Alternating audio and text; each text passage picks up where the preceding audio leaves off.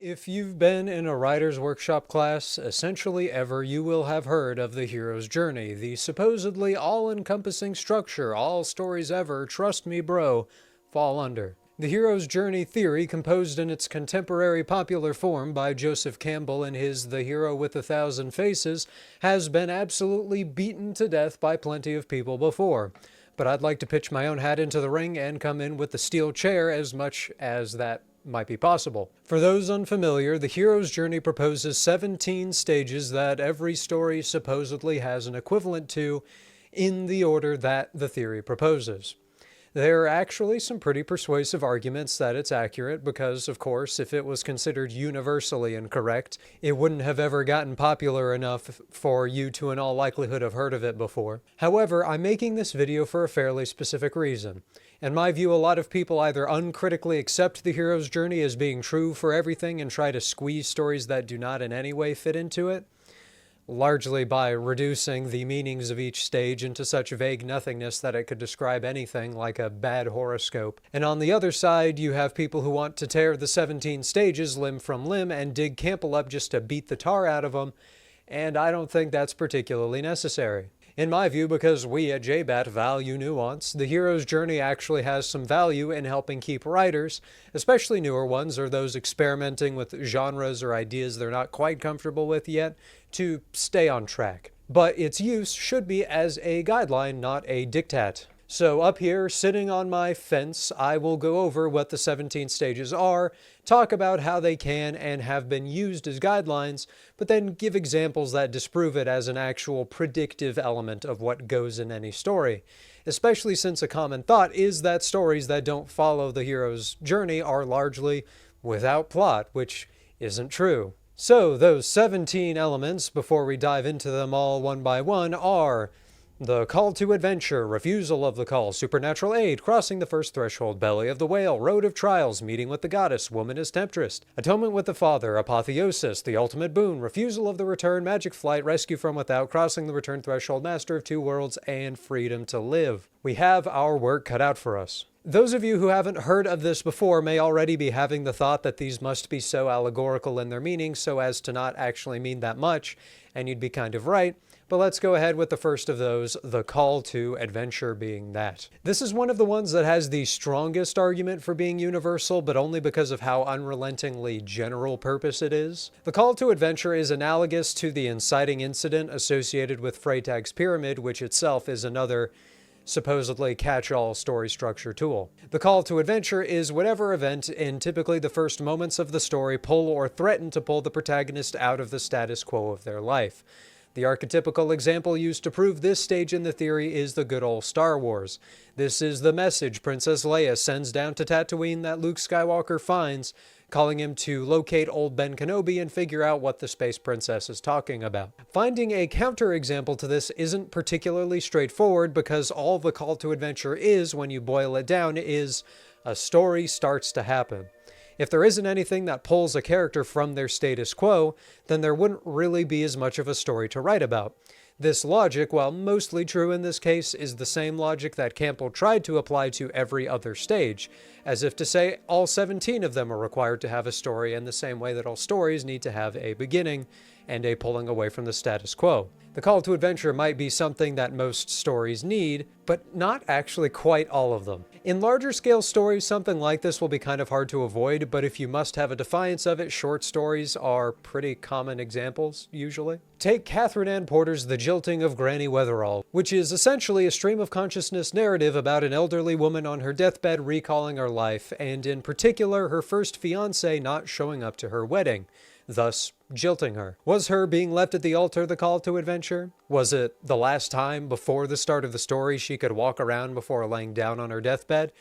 Maybe, but not really. It would be fair to say that the hero's journey isn't meant for short stories, but even so, it disproves that every story needs every stage, at the very least within the narrative itself. But that is but one of our stages, and if I ramble for too long, this video will be an hour in duration. So the second is refusal of the call, where the hero gives some reason that they cannot, in fact, go on the adventure. This one is a real headache because it's generally considered satisfied by like a single line or even a few seconds of screen or page time. The Matrix has a great example of it happening in a more significant way, though, and is also one of the stories regarded as following the hero's journey very closely. Neo climbs out of the skyscraper to escape the agents, but when he drops the phone and sees just how high up he is, he chickens out and lets himself get arrested. It's reasonable, but still refusal of the call. For a fun example of it not really ever happening, take Silent Hill 1. No spoilers ahead since this is like the first 5 minutes of the game. Harry Mason, while driving to the town of Silent Hill, gets in a car crash and his daughter disappears in the confusion.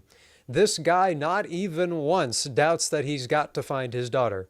His primary character trait is regarded as him being one of, if not the best dad in gaming. He has some moments of concern with the horror he's experiencing, sure, but nothing in these early stages happens that in any way really fits with refusal of the call. That one was dealt with pretty easily, so now on to supernatural aid, often taken as appearance of the mentor as well. This one, while having plenty of good examples, a la Gandalf appearing in both The Hobbit and Lord of the Rings, or in having interpretations as generally being anything of the hero getting saved from some early peril, makes this one a little easier to disprove as universal. This is where the hero's journey falters a lot because you either have to bend the story or the meaning of the stage until it breaks to actually make it fit with it. Because a purist would probably say if the protagonist is ever helped, ever, they check off this stage, even if it isn't congruent in its order with the other stages.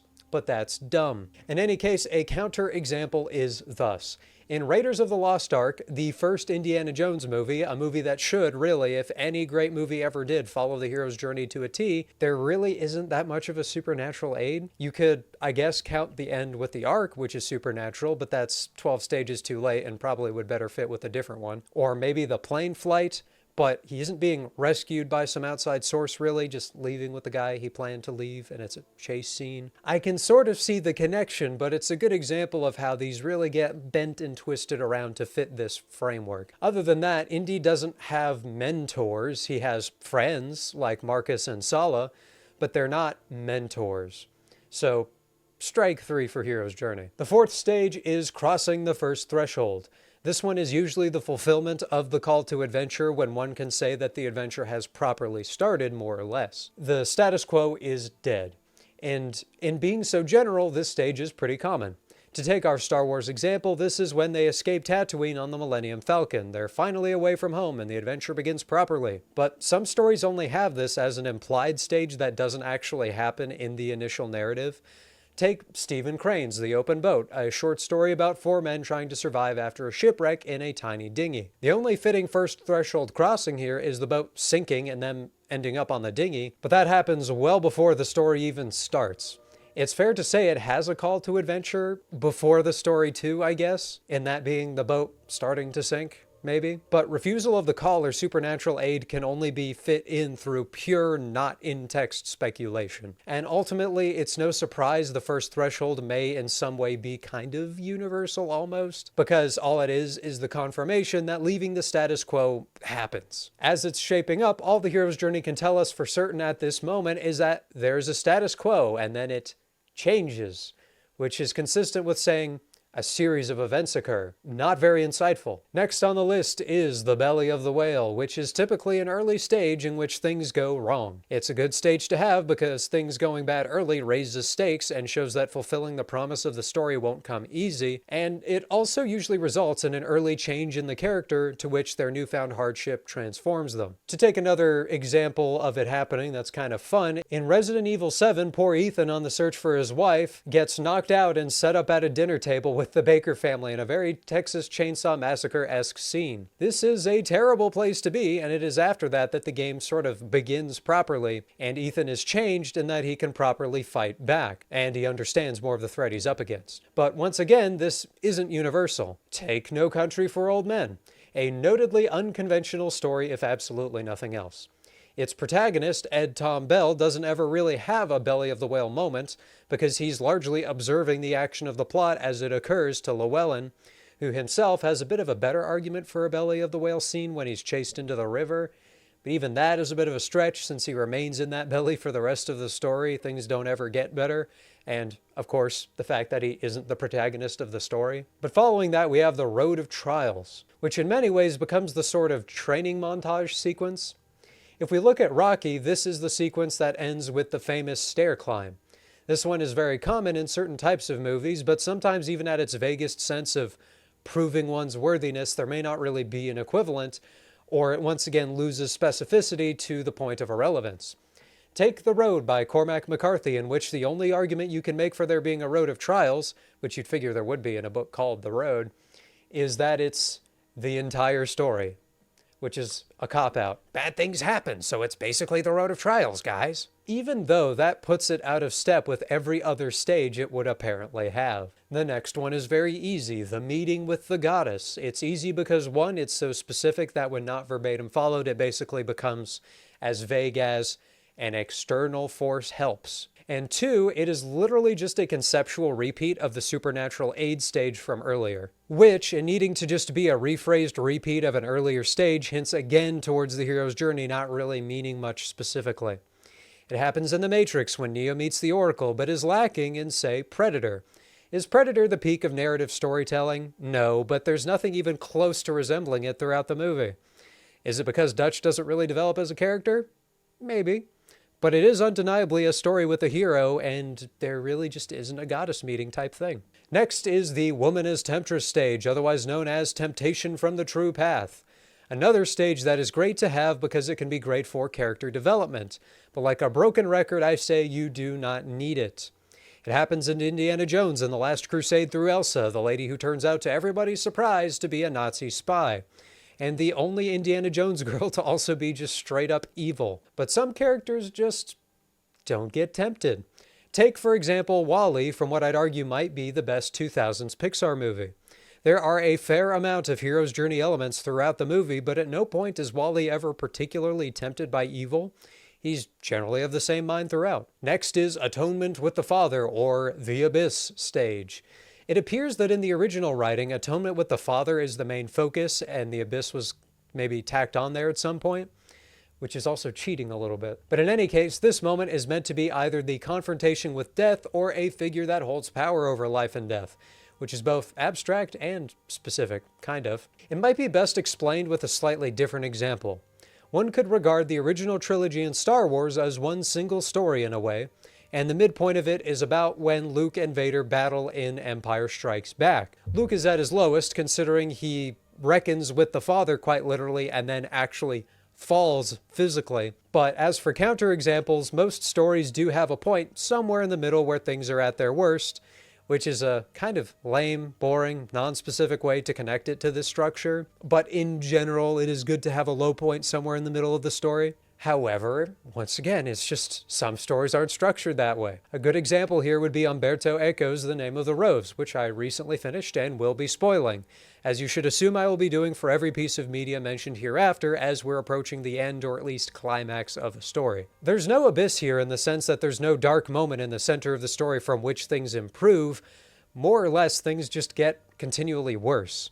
You could maybe call one of the deaths of the monks the abyss, but your choice in which monk counts for that would be kind of abstract. You could also potentially pick the revelation that Jorge is responsible for the deaths, but then why wouldn't it also be the monastery burning thereafter? Any choice to force it to fit would just be cramming it in where it doesn't really belong. And the apotheosis follows this, in which the hero has a supreme revelation and takes on something of a new form.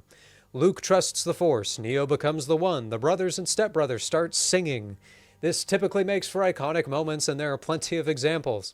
It's a cool moment, an impactful one, but also not inherent. For funsies, I'll completely cheat in a counterexample here because it's a free space answer that I probably could have used to disprove pretty much all of these stages by itself. William Faulkner's The Sound and the Fury. There's not even a super clear hero in that story, and the one who best fits, kind of, is Caddy Compson, who isn't even a POV character. There's no apotheosis because there also wasn't most of the other stages either. But there definitely wasn't this one unless you want to twist Quentin's suicide into fitting, which makes sense if you tear the pages of the book out, rearrange them at random, and put it through Google Translate a couple times. Which is to say it'd be entirely incorrect and missing the point. The story's about a family's dissolution at its core. The ultimate boon follows, and it is typically the big positive achievement of the hero.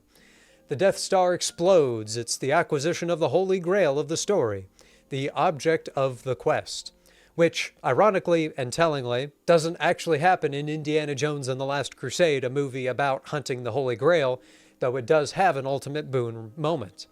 And it's satisfied in Indiana Jones's father, and he himself, realizing their bond is more important than the relentless pursuit of the Grail, which is probably the quickest way I can explain why it's probably my favorite movie of all time. But we can return to The Name of the Rose, another story with a movie that has Sean Connery in it, to show it not happening. There's no ultimate boon in The Name of the Rose. The monastery burns to the ground, and while William and Adso did discover the truth of what was happening at the Abbey, it almost doesn't matter by the time the story ends. And it's made all the more interesting by the fact there was an apotheosis, they did discover the truth, but there's no ultimate boon to follow. Refusal of the return is next, which, in the overarching structure of the hero's journey, is when the hero wants to continue the struggle at a point in which it's no longer necessary. For some reason or another, anyway. The world of the adventure no longer has a place for them, and they've not quite realized it yet. This one might be the funniest to me because in thinking through examples, it was actually harder to think of one that did have a clear-cut example of it than one that didn't. A New Hope has Luke not wanting to leave Obi-Wan behind. I guess we'll take that. But for counterexamples, I want to talk about Drive, because it inverts the refusal of the return in a very interesting way. Clearly aware of and kind of bucking the concept. After killing the main antagonist towards the end of the movie, the driver wants to return home to Irene and the new life it seemed was almost possible for him to create for himself, but he can't. He knows if he goes back, he'd be putting her and her son in danger. And the movie ends on that note, not only preventing any of the other stages, but also showing the story is arranged in such a way that the hero's journey just doesn't fit it. A funny stage that follows, we're close to the end now guys, is the magic flight, in which the hero often has to escape from something or someone from whom they've benefited in some way. To keep up with our Indiana Jones examples, in Temple of Doom, this is the minecart chase scene. Any end-of-story, unconventional chase scene will probably be counted as a magic flight in some way. But considering the specificity of the trope, you'll never guess, this is one that doesn't always happen. I'll pick an example out of a hat. Heart of Darkness by Joseph Conrad. That'll work. It's a story that is anti-heroic, anti-hero's journey. Marlowe returns from his trip made actively worse by his experiences with Kurtz. There's no magic flight because he didn't escape with anything worth chasing him over. He didn't benefit from the journey at all. Need I say more? Rescue from Without is our third get help in some vague way stage. Good for story structure because it shows the hero's allies are still important even as the story begins to come to its close. But often stories might have helping but not rescuing as the stage would imply it should be. It does happen though in, say, Resident Evil 4 when Ada Wong throws that iconic red-tipped RPG-7 at Leon so he can blow up Sadler. Never mind that in that game the magic flight, if there is one, is how the game closes, putting the stages out of order. But for a story without it, look no further than Blade Runner, where the best argument for one existing is Roy Batty, the story's antagonist, pulling Deckard up from an inevitable death, or maybe the concept of Rachel, the movie's love interest, rescuing Deckard from his loveless life. Both again fall into that they so vaguely fit that it doesn't really mean anything category. Third to last is Crossing the Return Threshold. This is the moment where the hero exits the world of adventure and re-enters the old world, now changed in some way. Either because the hero made it changed, or themselves is changed, or both. Of the threshold stages, this one I find is the least guaranteed. It does happen in Die Hard this time, when John McClane makes his way out of Nakatomi Plaza with his wife, signifying they are back together and that their life in the ordinary world will be different from before. Even though this is sort of a vague example even. We'll close out our Cormac McCarthy tripart to disprove it by saying there is no such stage in Blood Meridian. There is no returning to the ordinary world for the kid. Because even when he leaves the gang, that isn't the ordinary world he returns to because he was never there to begin with, and even if he had been, it's taken from him in the novel's closing when he meets his mercifully unspecified but definitely horrible fate at the judge's hands. Master of Two Worlds is the second to last of these godforsaken stages, in which the hero declares their victory as champion of the world of adventure and returns to the ordinary world. The New Hope victory ceremony is a blatantly obvious example. I could use an example of a story that ends negatively here, but I think it's more damning to the structure to use a story that ends positively, but still doesn't really have this. That being my old friend, All the King's Men. If you consider Willie, who, if you don't know the story, is basically Huey Long, the protagonist, he doesn't get to be Master of Two Worlds because he gets shot and dies, but the actual protagonist, Jack Burden, doesn't get it either. He leaves the world of adventure, in his case being the world of politics surrounding Willie, not as its champion, but as someone who can afford to let it be without him. What he does become champion of is itself the ordinary world, but only the ordinary world, not the world of adventure, which he deliberately leaves behind so that he can embrace the ordinary world itself. And finally, we conclude with Freedom to Live, a stage in which the hero comes to a new status quo where they are not burdened by the past's traumas nor expectations for the future. This one is actually one of the most required, as if it isn't present, then the story isn't really over yet for that character, for their character arc would be left incomplete for some reason or another. To return to Indiana Jones one last time, this is in The Last Crusade, where they literally ride off into the sunset. There is no more clear an example. You could even say this applies to stories where the hero dies, because, well, the past and future within the world they inhabit is no longer particularly important to them. But for a counterexample, here's an odd one. Far Cry 3, in which after running around Polynesian islands for a few weeks and killing pirates by the dozen, Jason, former normal guy, has a tough time readjusting to society.